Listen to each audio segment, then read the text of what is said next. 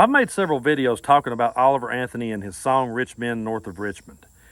And since then, my views have changed on Oliver Anthony as I've learned more about him.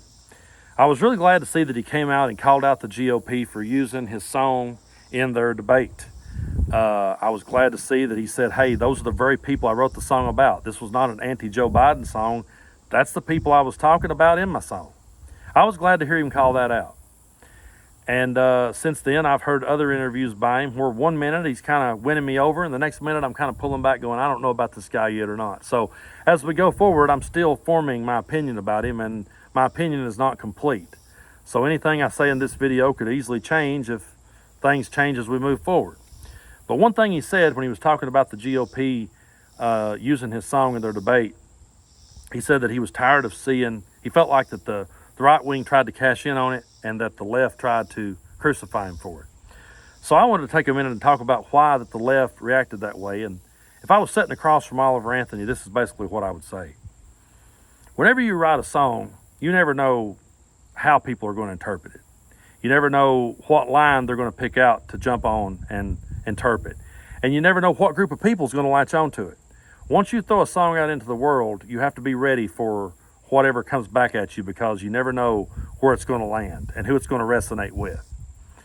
Now, I felt like there were a whole lot of dog whistles in that song. Now, Oliver Anthony may not have meant for any of those things to be dog whistles. He may not have intended for them to be right-wing talking points in his mind. Maybe that wasn't where he was going.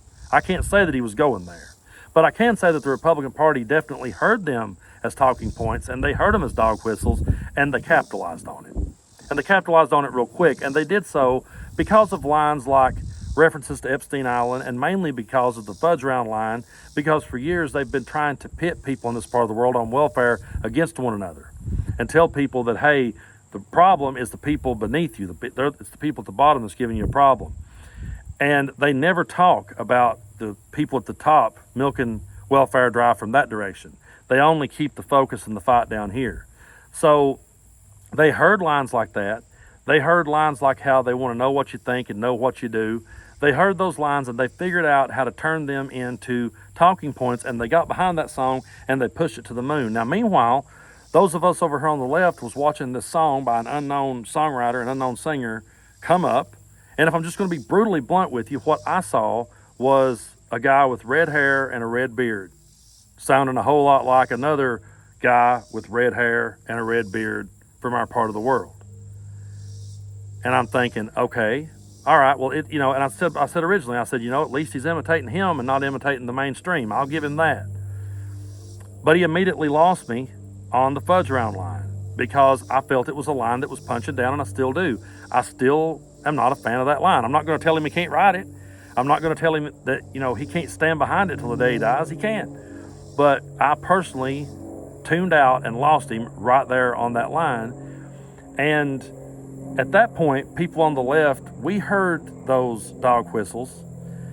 We heard those talking points because the right wing had now grabbed this song and was screaming them so loud at us. Hey, look at this song. Look at this guy's tired of your bullshit. And so we began combating what they were saying. And yes, Oliver Anthony may have got caught in the crossfire.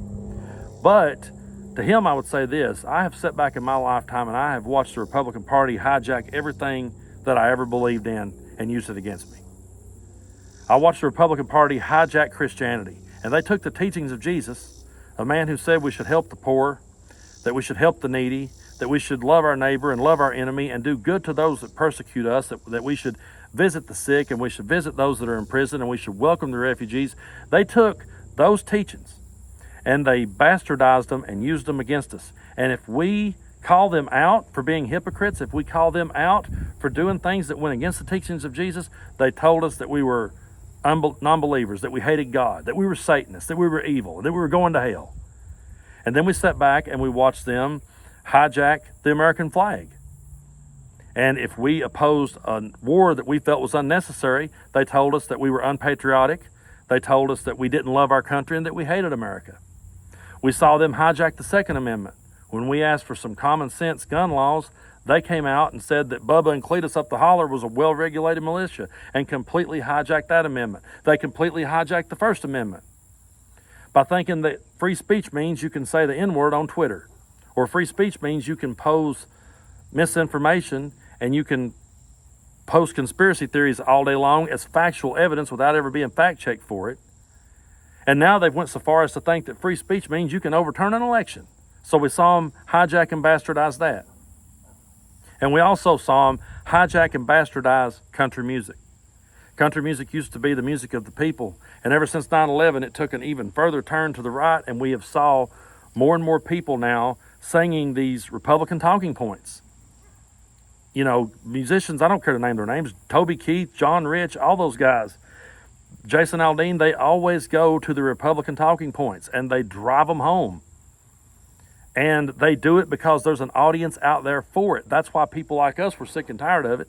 And that's why people like us went digging into the underground to find a lot of the great artists down here that we could relate to, that were still talking about the real issues at hand. So, again, Oliver Anthony may have never meant for those to be dog whistles. He may never intended them to be. But the right wing definitely heard him as such. And then the left began combating what we've been combating for years, which is more of their bullshit just always being thrown in their face. And it was like, look here, look at our guy, look what he's saying to you. And we're going, wait a minute, no. Now, I've heard Oliver Anthony say a lot of things that I've agreed with. And there's times that I feel, I know that I could sit across from the guy and have a conversation with him and would probably never escalate into an argument because he seems like a reasonable dude. I still don't like the fudge round line, but I'm never going to tell a songwriter what line that he can and can't write. I don't believe in that. So if that's the line he wants to write and that's the line he wants to stand by, go for it. It's your song and it's your world. And I hope that Oliver Anthony can maintain his sanity during all this.